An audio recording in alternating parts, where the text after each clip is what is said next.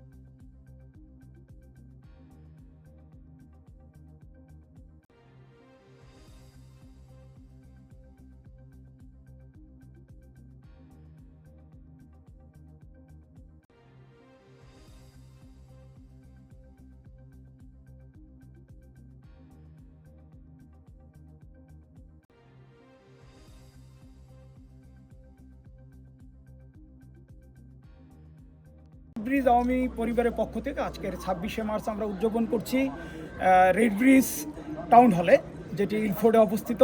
এবং আমরা আসলে যতটা না আশা করেছি তার চেয়েও মানুষের সাড়া পেয়েছি। আমার খুবই ভালো লাগে যে যাদেরকে আমরা দাওয়াত করেছি সবাই এসছেন, তাদেরকে আসলে কৃতজ্ঞতা জানানোর বা ধন্যবাদ জানানোর ভাষা আমার নেই। আমি অত্যন্ত খুশি এবং আমার টিম আমার সাথে যারা সহযোগিতা করেছেন, আসলে একার পক্ষে সম্ভব না, যারা এই অনুষ্ঠানে সহযোগিতা করেছেন সবার প্রতি আমার কৃতজ্ঞ। মুক্তিযুদ্ধ বাংলাদেশ বঙ্গবন্ধু এক অভিন্ন।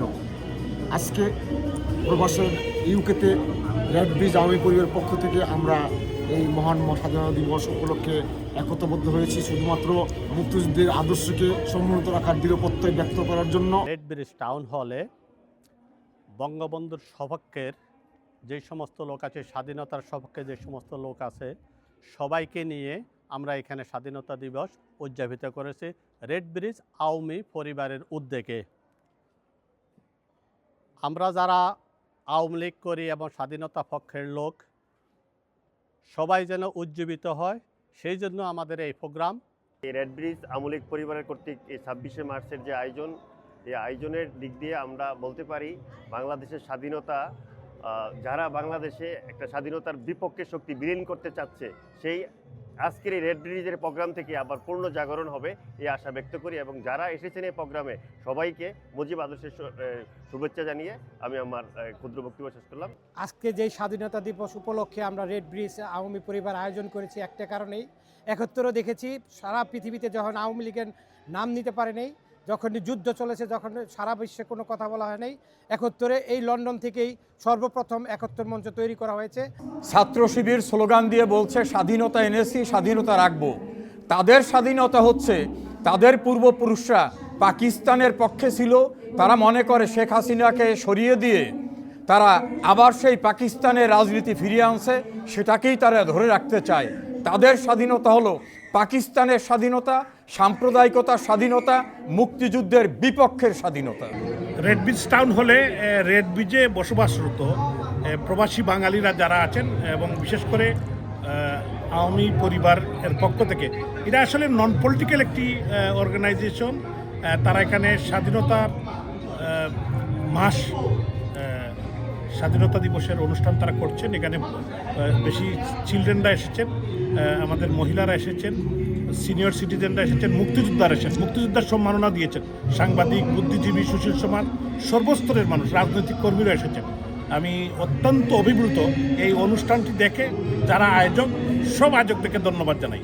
2024-এর 5ই আগস্টের পরে আমাদের মুক্তিযুদ্ধকে যেভাবে ক্ষতবিক্ষত করা হয়েছে, আমাদের স্বাধীনতার সংগ্রামকে যেভাবে নিগৃহীত করা হয়েছে, আমাদের মহান নেতা জাতির পিতা বঙ্গবন্ধু শেখ মুজিবুর রহমানকে যেভাবে লাঞ্ছিত করা হয়েছে, আমাদের স্বাধীনতার যে আঁতুড়ঘর 32 নম্বর যেভাবে ভেঙে গুড়িয়ে দেওয়া হয়েছে, এক কথায় আমাদের মুক্তিযুদ্ধের চেতনাকে আজকে ভুলণ্ডিত করা হয়েছে। মানে সেই জায়গায় বাংলাদেশের বাইরে প্রবাসে যেসব বাঙালিরা যারা বসবাস করে, তাবৎ দুনিয়ায় তারা আজকে এই মুক্তিযুদ্ধের চেতনাকে ধারণ করে দেশে দেশে আজকে মুক্তিযুদ্ধের গান, মুক্তির গান, মুক্তিযুদ্ধের গল্প তারা বিভিন্ন জায়গায় এই মার্চ মাস ব্যাপী তারা উদযাপন করছে। এই রেড ব্রিজে, লন্ডনের রেড ব্রিজে এখানে প্রবাসী বাঙালিরা আজকে সেই ধরনের একটা পদক্ষেপ নিয়েছে। বীর মুক্তিযোদ্ধাদের সম্মাননা এবং স্বাধীনতার সপক্ষে সাংস্কৃতিক গানগুলি নিয়ে আমাদেরকে যে বিনোদনের ব্যবস্থা করেছে এই কষ্টের মধ্যেও, এই জন্য আমি তাদেরকে আন্তরিক ধন্যবাদ জানাই। আজ বাংলাদেশ জঙ্গিদের হাতে নিপতিত, জঙ্গি শাসনে বাংলাদেশ নিষ্পেষিত। সেই ক্ষেত্রে বাঙালিকে আবারও যেন দুঃখের সাগর পেরিয়ে আবার স্বাধীনতার লাল সূর্য যেন আর অস্তমিত না যায়, তাকে রক্ষা করা যে তাগিদ এই যুক্তরাজ্য আওয়ামী লীগের, বিশেষ করে রেড ব্রিজ এলাকার আওয়ামী ভাইয়েরা যে করেছে, সেই জন্য আমি আন্তরিক ধন্যবাদ জানাই। জাতীয় সংসদে হান্নান মাসুদ কীভাবে বলে ৭২-এর সংবিধান মানি না, তাইলে তার সংসদ সদস্যই থাকে না, সে বাংলাদেশের নাগরিক হয় কিভাবে? সে বাংলাদেশের তার নাগরিকত্ব বাতিল হবে। এই প্রত্যাশা করি সামনে তার বাংলাদেশের নাগরিকত্ব সহকারে সর্বোচ্চ কিছু বাতিল করার জন্য বর্তমান সরকারকে আহ্বান জানাচ্ছি।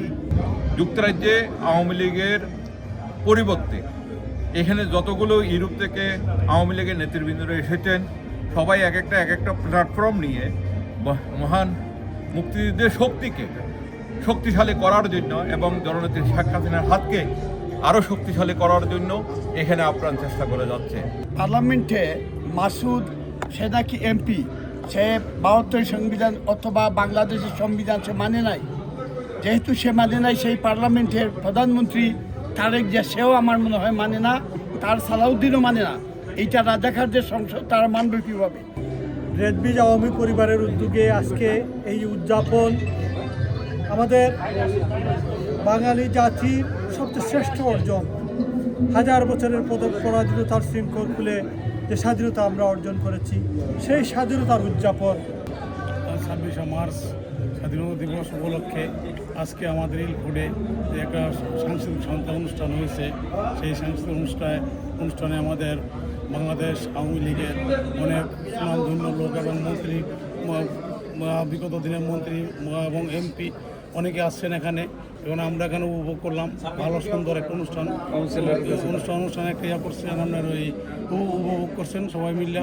ধন্যবাদ সবাইকে। রেড ব্রিজ আওয়ামী পরিবার আজকে এখানে মহান স্বাধীনতা দিবস উপলক্ষে যেই সাংস্কৃতিক অনুষ্ঠান আয়োজন করেছে, সেই জন্য আমাদের এখানের এই আওয়ামী পরিবারের সকলকে ধন্যবাদ জানাচ্ছি। খুবই সুন্দর, কারণ হচ্ছে 4 জন মুক্তিযোদ্ধাকে সম্মাননা জানিয়েছেন।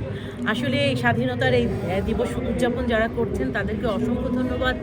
আমাদের মাঝখানে কিন্তু মুক্তিযোদ্ধা খুব কম আছেন এখন, আস্তে আস্তে ওনারাও চলে যাবেন। এই যে ওনাদের ইতিহাসগুলো যদি আমরা জানতে পারি সশরীরে, সেটি অনেক বড় পাওয়া। সেজন্য আরও বেশি হবে এরকম প্রোগ্রাম আমরা আশা করছি।